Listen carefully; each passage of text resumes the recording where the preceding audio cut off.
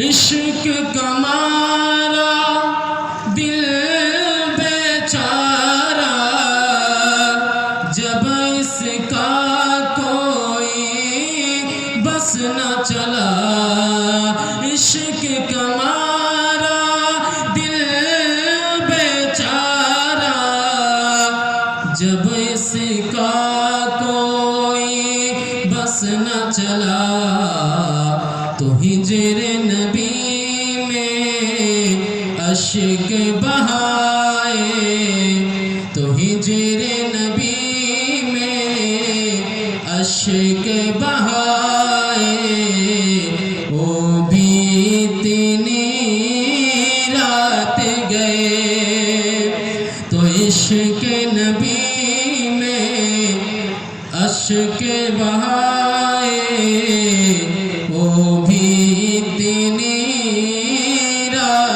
گئے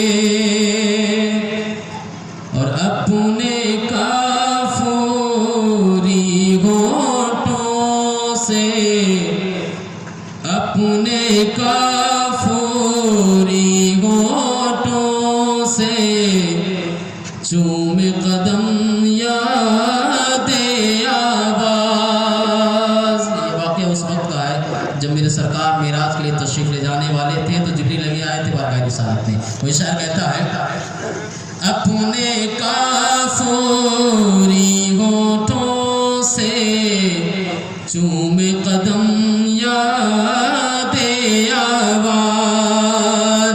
اپنے کافوری ہونٹوں سے چوم قدم یاد آواز. کس طرح جبریل جگائے کس طرح جبریل جگائے وہ بھی اتنی رات گئے.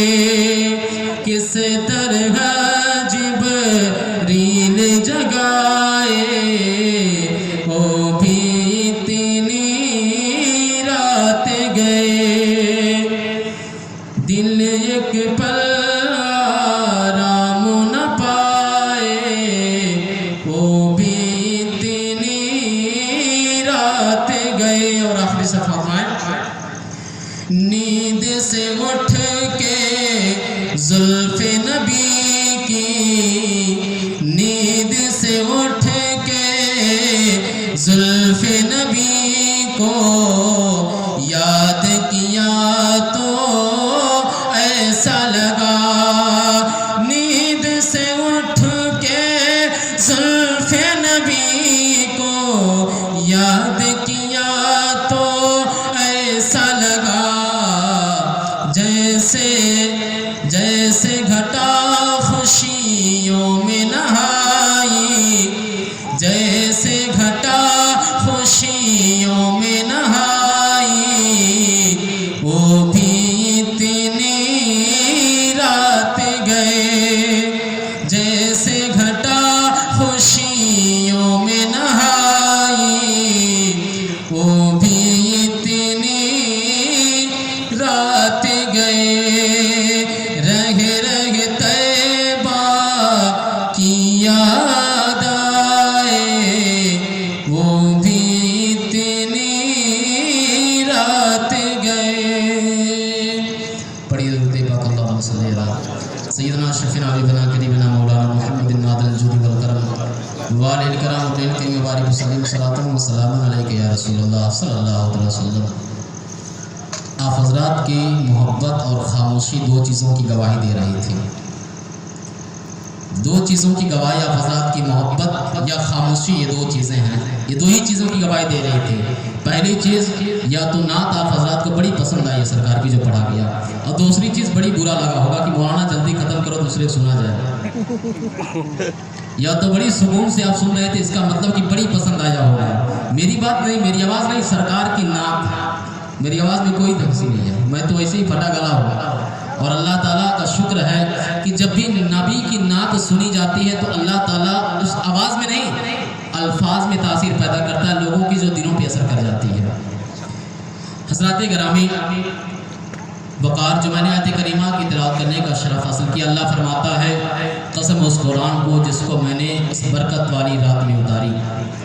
حضرات گرامی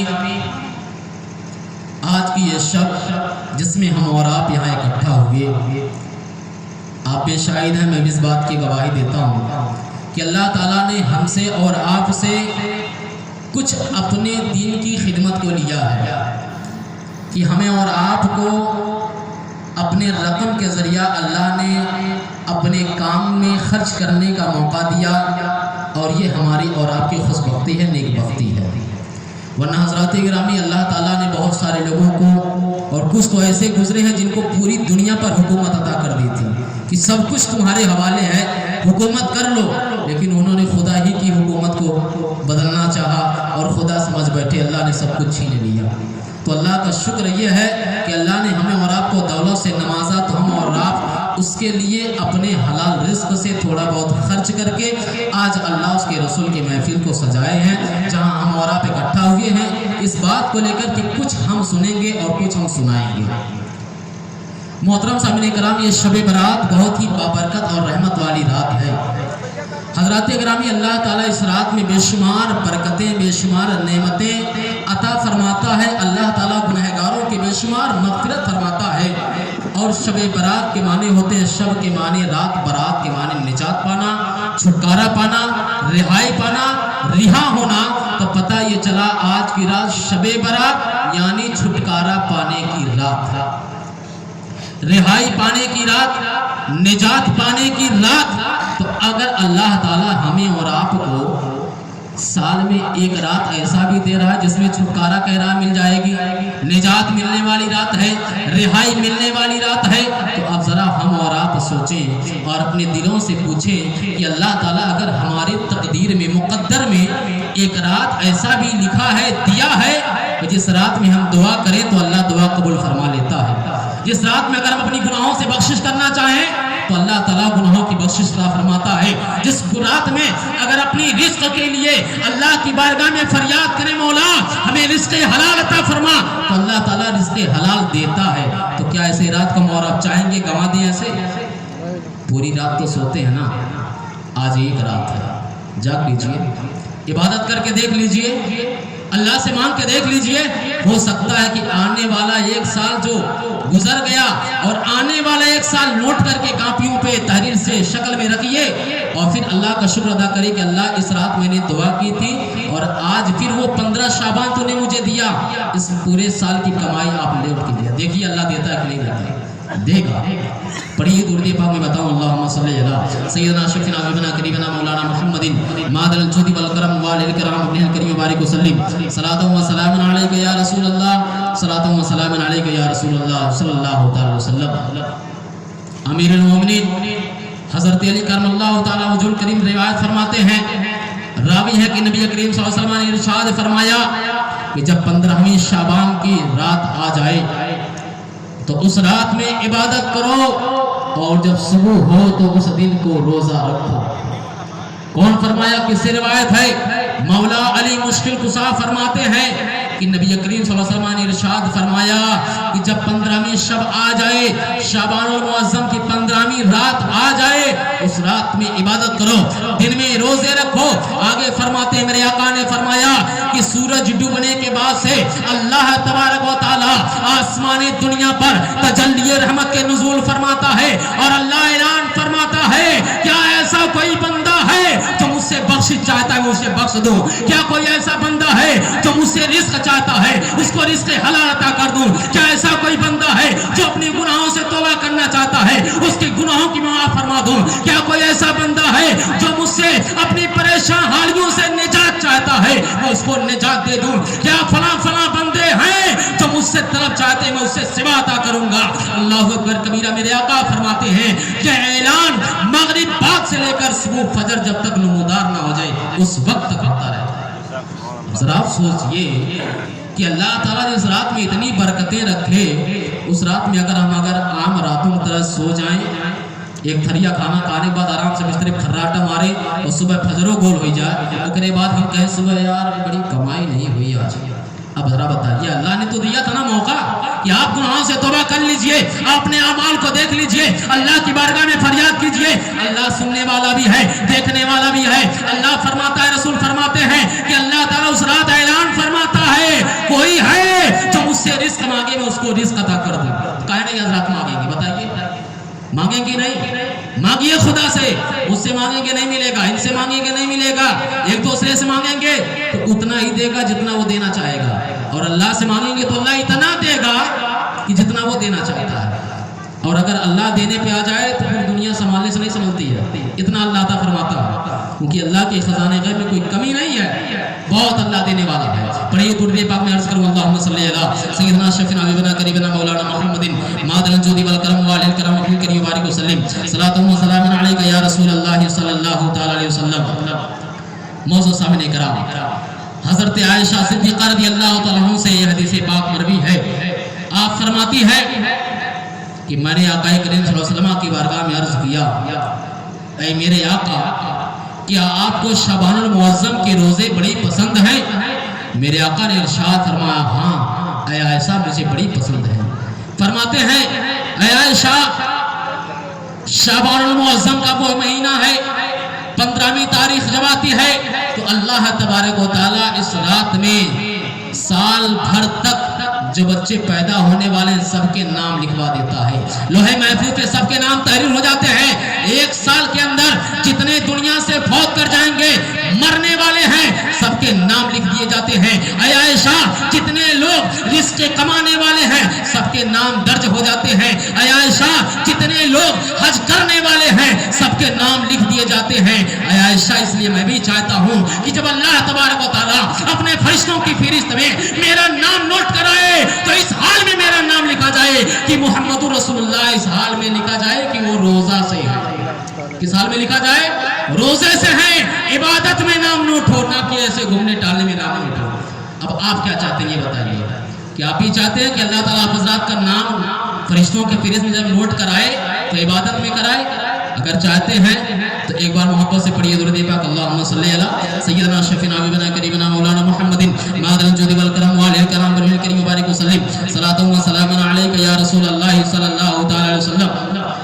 وہی حضرت آپ عائشہ رضی اللہ عنہا ارشاد فرماتی ہے کہ اللہ کے رسول صلی اللہ علیہ وسلم ایک رات، جس رات کو میرے یہاں باری تھی کہ سرکار آج میرے حجرے میں آرام فرمائیں گے، اس رات فرماتی ہے کہ میں نے سرکار کو نہ پایا تو مجھے اندیشہ یہ ہوا، خیال آیا کہ کہیں ایسا نہ ہو کہ دوسری ازواج مطہرات میں سے کسی کے یہاں تشریف لے گئے ہوں۔ آپ باہر نکلی تو جنت البقیع کی طرف جیسے آپ کی نظر پڑی تو مدینہ المنورہ کے بغل میں مسجد نبوی کے بائیں سائڈ میں جنت البقیع قبرستان ہے، نظر پڑتی ہے تو آقا کریم صلی اللہ علیہ وسلم کیا دیکھتی ہے کہ آقا وہاں موجود ہے۔ آپ جب ان کے پاس جاتی ہیں تو میرے آقا ارشاد فرماتے ہیں، اے عائشہ، کیا تمہیں خیال ہے کہ اللہ اس کے رسول تمہارے ساتھ عدل نہ کریں گے؟ آپ فرماتی ہیں، یا رسول اللہ نہیں، ایسا نہیں ہے، مجھے ایسا لگا ہو سکتا ہے کہ ازواج مطہرات میں سے کسی اور ازواج کے پاس آپ تشریف لے گئے ہوں۔ اللہ اکبر کبیرہ۔ میرے آقا فرماتے ہیں، اے عائشہ، کیسے تمہیں خیال آ سکتا ہے؟ بے شک اللہ تبارک و تعالیٰ آج کی رات میں تمام گنہگاروں کی بخشش فرماتا ہے، یہاں تک کہ بنی کلب کے بکریوں کے بال کے برابر یا اس سے زیادہ تعداد میں اللہ تعالیٰ کی رات بخشش فرما دیا کرتا ہے۔ اے نوجوانوں، اے امت کے مسلمانوں، اے میرے نبی کے چاہنے والوں، اے امت محمدیہ کے جاننے اور پہچاننے والوں، ذرا غور کیجئے۔ میرے آقا اس رات میں مسجد نبوی کے بغل میں نہیں ہے، وہاں کے بغل میں جنت البقیع کے قبرستان میں موجود ہیں۔ اما عائشہ سے فرماتے ہیں، عائشہ، آج کی رات اللہ تعالیٰ بنو کلب کے بکریوں کے بال کے برابر یا اس سے زیادہ لوگوں کی مغفرت فرما دیتا ہے۔ یا آپ نہیں چاہتے کہ اللہ تعالیٰ ان بکریوں کے بال کے برابر ہمارا بھی نام نوٹ ہو جائے؟ ہر ایک جملہ میں اپنے لیے بھی کہتا ہوں، آپ کے لیے بھی کہتا ہوں اور سمامی کے لیے کہتا ہوں، کیونکہ یہ پروانہ مجھ سے نہیں ہے۔ آقا اکرم 1400 برس پہلے دیکھے گئے کہ اللہ اسی رات بخشتا ہے کتنوں کو، تو فرمایا بنی کلب کے بکریوں کے بال کے برابر بخش دیتا ہے۔ اب ذرا بتائیں، آپ نہیں چاہیں گے کہ اللہ اس رات مجھے بھی بخش دے؟ کون ایسا بیٹھا جو کہہ دے کہ میں بڑی ایماندار ہوں، یا کون ایسا بیٹھا کہ بہت نیک ہوں، پرہیزگار ہوں؟ کوئی نہیں۔ میں تو خود کہتا ہوں میں بہت بڑا گنہگار ہوں۔ اللہ کا شکر ہے جو مجھے اپنے سامنے ماتھا ٹیکنے کا موقع دے دیتا ہے، ورنہ کہاں ہماری قسمت میں کہ اللہ اتنا بڑا رحمان اور رحیم کریم ہے کہ جس کے در دولت سے ایک بار انسان چلا جاتا ہے تو سرکار عالم کیا فرماتے ہیں، تیرے در سے جو یار پھرتے ہیں در بدر یوں ہی خار پھرتے ہیں۔ تیرے در سے جو یار پھرتے ہیں در بدر یوں ہی خار پھرتے ہیں، پتہ نہیں کہاں کہاں پھرتے ہیں، ہر گلی ہر محلہ پھرتے ہیں، لیکن یہ اللہ تو اتنی توفیق نہیں دیتا کہ کم سے کم تیرے دروازے تک آ کے پھر جائیں۔ حضرات گرامی، تو اللہ کے رسول فرماتے ہیں کہ اللہ تعالیٰ اس رات میں بنو کلب کے بکریوں کے بال کے برابر لوگوں کی بخشش فرما دیتا ہے۔ اس حدیث پاک سے ایک بات سمجھ میں آتی ہے کہ اللہ کے رسول صلی اللہ علیہ وسلم نے مسجد جنت البقیع میں تشریف لے جا کر اپنے قبروں پہ فاتحہ پڑھ کر، شہدائے بدر و حنین کے قبروں پر فاتحہ پڑھ کر اس بات کی گواہی دے دی ہے کہ آنے والا قرب قیامت ایک زمانہ آئے گا لوگ قبروں پر جانے کو بدعت اور شرک کہیں گے, قبر پر جانے کو لوگ شرک سمجھیں گے, بدعت سمجھا جائے گا. اے میرے امتیوں, اے مسلمانوں, اے میرے مصطفیٰ کے جاننے والوں, پریشان نہ ہونا.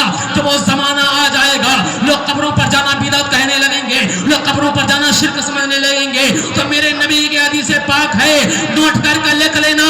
جب کوئی انکار کرے, منکر ہو جائے, قبر پہ جانا بدعت ہے, یہ حدیث پاک کو سنا کر کہنا جس رات نبی کریم گئے تھے اما ایسا سے جو حدیث پاک روایت ہے, یا تو وہ روایت غلط ہے یا تم غلط ہو. اگر روایت سچی ہے تو یقیناً تم غلطی پر ہو. سرکار اعلیٰ کے بڑے بھائی مفتدی زمن کیا لکھتے ہیں کہ سنگے در جانا پر کرتا ہوں جبھی سائی, سجدہ سجدہ نہ سمجھ نجدی, سر دیتا ہوں نظرانہ, سجدہ نہ سمجھ نجدی. تو معزز سامعین کرام, آج کی رات وہ رات ہے جس میں اللہ تعالیٰ بے شمار برکتیں, رحمتیں, اور آپ نے حدیث پاک ابھی کچھ دیر پہلے میں نے بتایا, حضرت علی سے روایت ہے کہ آقا کریم فرماتے ہیں کہ اللہ مغرب بعد سے ہی آسمانی دنیا